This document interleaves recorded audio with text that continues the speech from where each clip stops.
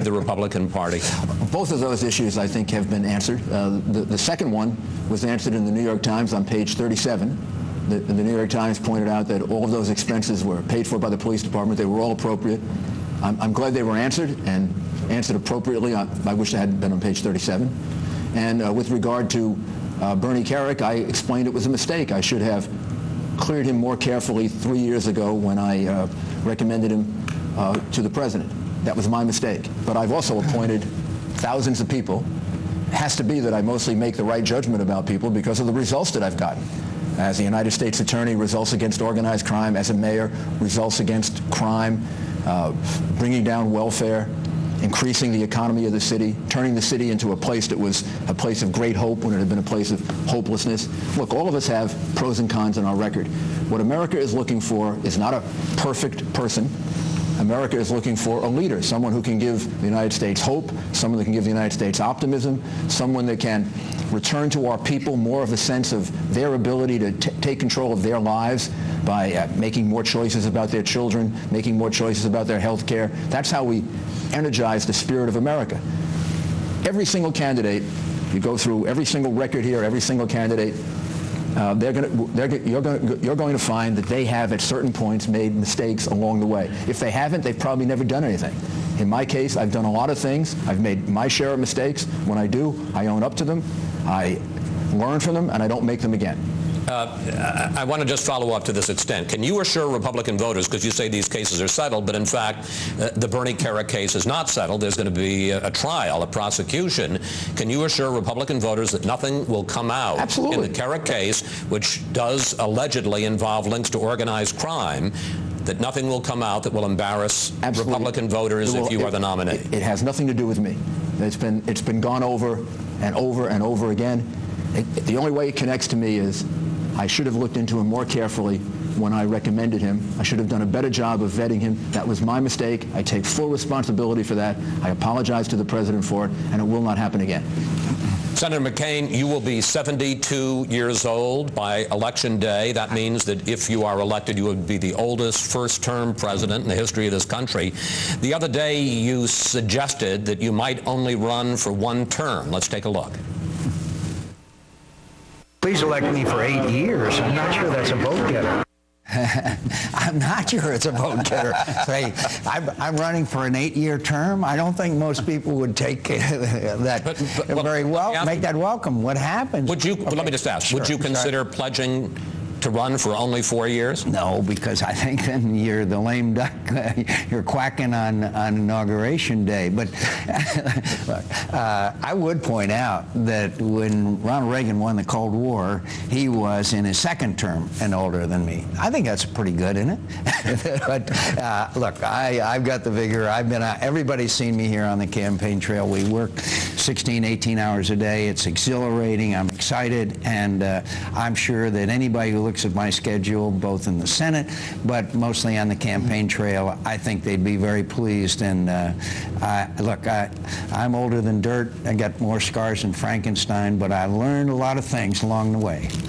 Gentlemen, we have about 5 minutes left. I just want to say I've met his mother. Yeah, my 95-year-old mother. She's got the vigor of all the things we can criticize John McCain on. I wouldn't even go there. I think, having met her. We have about 5 minutes left, and I want to ask you each, it's not a closing statement, but it's the same question for all of you, and we'll start with Mayor Giuliani and work our way down the table here. All the polls indicate that this looks, at least at this point, like it's going to be a Democratic year. To beat Hillary Clinton or Barack Obama, you're going to have to energize a dispirited Republican base. You're going to have to reach out to independents. I'd like each of you, starting with Mayor Giuliani, to tell the audience why you are the best person to be the Republican nominee and to hold the White House for Republicans. Mayor? Because over the course of my career, I've had to take on very big challenges, very big crises. I've been tested. I've been tested by having to deal with these problems, and I've been able to get results that other people weren't able to get. In many situations, it turned out to be where bipartisan compromise had to be worked out. I was mayor of a city that was 5-1 Democratic. In order to accomplish anything, I had to figure out how to how to work with Democrats, how to get things done, how to work with independents, and we got many, many things done. We reduced taxes. We reduced crime dramatically. We reduced the size of government. And most importantly, we took over a city where people were hopeless, and we left with a city where people felt the city was moving in the right direction. Right now, there are people in this country, it concerns me greatly, who believe that this country is moving in the wrong direction. It is not. This country is not moving in the wrong direction. It's a question of leadership. It's a question of optimism and perspective. We need to tackle big problems, and that's what I'm good at. We need to provide energy independence. We have to deal with health care. We have to remain on offense in the Islamic terrorist war against us. I believe I've been tested. I believe I'm ready. And I believe this is the time for the kind of leadership that I can bring to this country. Senator Thompson?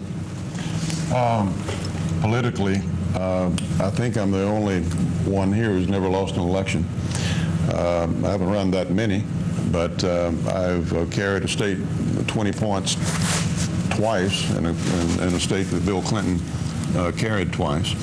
The last time I ran, I received the largest number of votes any person running for office in the history of Tennessee. Substantively, I, for 8 years, fought for strong national security. I talked about my background a little bit earlier. Fought for 5 major tax cuts. We balanced the budget 4 times. Fought for good, strong conservative judges who would follow the law instead of making it up as they go along, and had a 100% pro-life voting record. I think the president has to have credibility and the courage to speak the truth to the American people.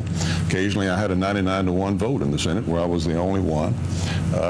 I'm interested in the future of my country and the kind of world my children and grandchildren are going to grow up in. It's not for a personal aggrandizement. For me, I think that our better days are ahead of us if we as American people do our primary duty, and that is leave this place a little better than what we found it. I'm determined and committed to doing that, and I can provide the leadership to do that with credibility in the eyes of the American people. Governor Huckabee. I think there are 3 things. First is the personal issue of having lived a life like a lot of Americans have lived it, and I think that's one of the reasons my campaign is connected with people. Abraham Lincoln said, God must love the common man. He made so many of them. I think that's an important thing to understand that struggle. I think another thing is consistency with the principles of our party, which is that we believe in lower taxes, less spending. We're a party that believes in the sanctity of human life. That's important to us. It's a critical issue. Consistency in defending the Second Amendment, states' rights. Also believing that mothers and fathers raise better kids than governments do. Government shouldn't interfere and let parents raise their own kids. And there are other principles, but I think the other issue is the practical experience, having actually run a government for a long period of time, doing it in such a way that your voters reelected you, but doing it in such a way that at the end you actually solve problems. And Americans are looking more than they're looking for ideology. They're looking for practical solutions to the problems that they deal with every day. And they'd like to think that someone sitting at that desk is thinking about their problems and not just getting reelected. Governor Romney. Chris, I got into this race because my family told me I ought to, and I agreed with them. I love my kids, I love my grandkids, and I'm concerned about the America they're going to inherit and the America that the kids of America are all going to inherit. And I'm concerned because America is at a crossroads. We face extraordinary challenges, but also great opportunities. There's been more change, and will be more change in the next decade than we've seen during our lifetime. And if America draws upon the strength of the American spirit and the innovative capacity of our nation, which I know how to do, I spent my life doing that, if we fix what's broken in Washington and get Washington to finally deal with the challenges we have, from a comprehensive strategy to overcome global jihad, to becoming energy independent over some period of time, to fixing our schools, to getting health care for our citizens, to keeping our tax burdens down, to protecting our jobs in this country. If we do those things, this country's future will be even brighter than our past. I've spent my life in a place where I've been able to bring change, whether it's the private sector for 25 years, whether it was at the Olympics to help turn those games around when they were in trouble, or as governor of Massachusetts. And I will change Washington to make sure that the America our kids inherit is every bit as great, even greater, than what we received from the greatest generation. And